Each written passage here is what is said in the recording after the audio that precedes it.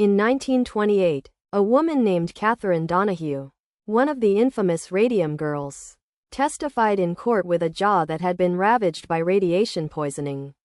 Her bones literally disintegrating from the inside out, and yet, she was still being forced to fight for justice against the very company that had poisoned her. Hundreds of women like Catherine were employed to paint watch faces with glow-in-the-dark paint containing radium, and their employers knew the risks. But they didn't care, because the bottom line was all that mattered. But here's where it gets dark. These women were not just poisoning themselves. They were also being slowly killed by the very companies they worked for. And it would take years of suffering and death for anyone to take notice. The story of the Radium Girls is a horrific tale of corporate greed, negligence, and the true crime of prioritizing profits over human life. And it's a story that will leave you questioning the very fabric of our society. The United States Radium Corporation, based in Orange, New Jersey, was one of the largest producers of radium in the world, and they had a huge demand for their glow-in-the-dark paint, which was used to paint watch faces and other instruments. To meet this demand, they hired hundreds of women, mostly teenagers, to paint the watch faces with tiny brushes, often moistening the brushes with their tongues to get a fine point, thereby ingesting small amounts of radium every day.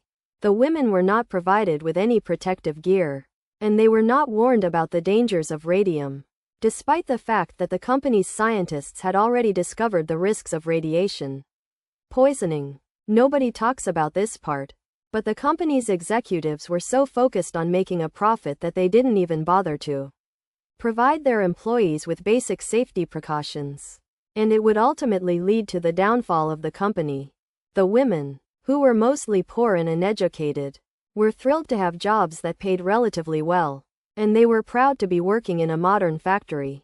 But they had no idea what they were getting themselves into, and it would take years of suffering and death for them to realize the true horror of their situation. As the years went by, the women began to fall ill, one by one, with mysterious symptoms that no doctor could diagnose. They suffered from anemia, bone fractures, and disfigurement, and many of them died, often in excruciating pain. But here's where it gets even darker.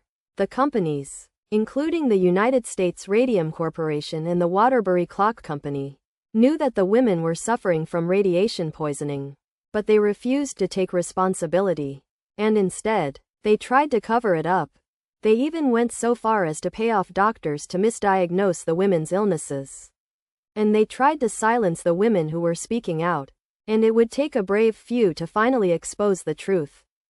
In 1927, a group of former employees, including Catherine Donahue, decided to take matters into their own hands and sue the United States Radium Corporation for damages. But the company would stop at nothing to avoid paying out, and it would lead to a long and brutal court battle.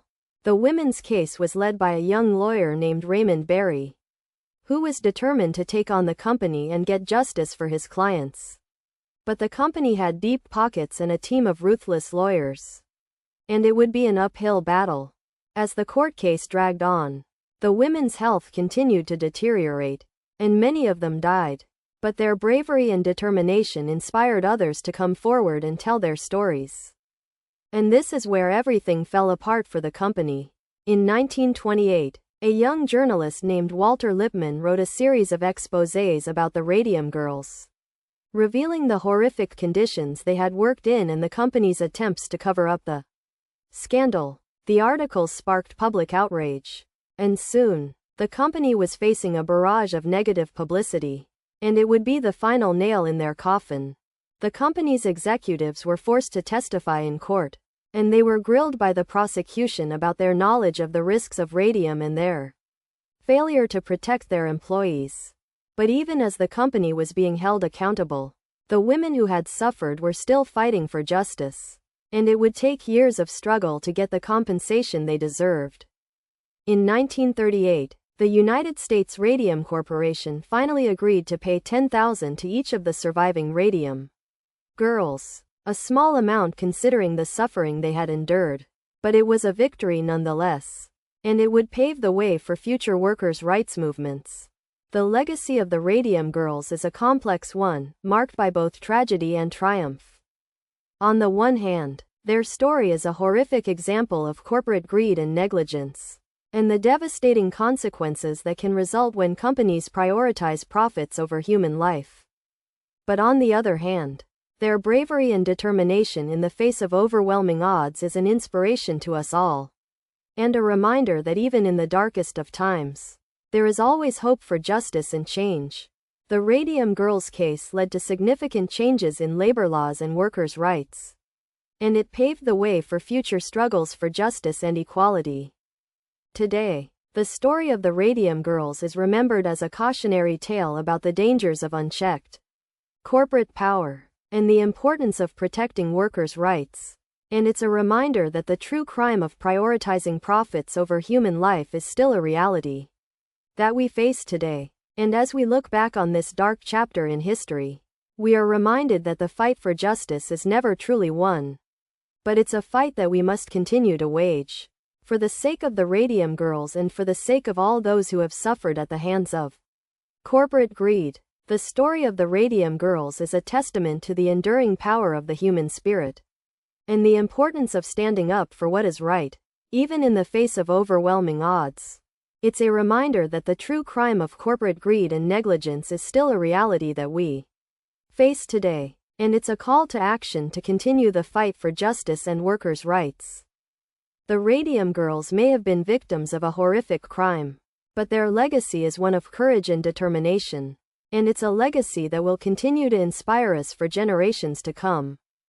So, the next time you hear about a company prioritizing profits over people, remember the Radium Girls and the horrific price they paid for corporate greed. Subscribe for more stories like this, and join us next time as we delve into another dark chapter in history.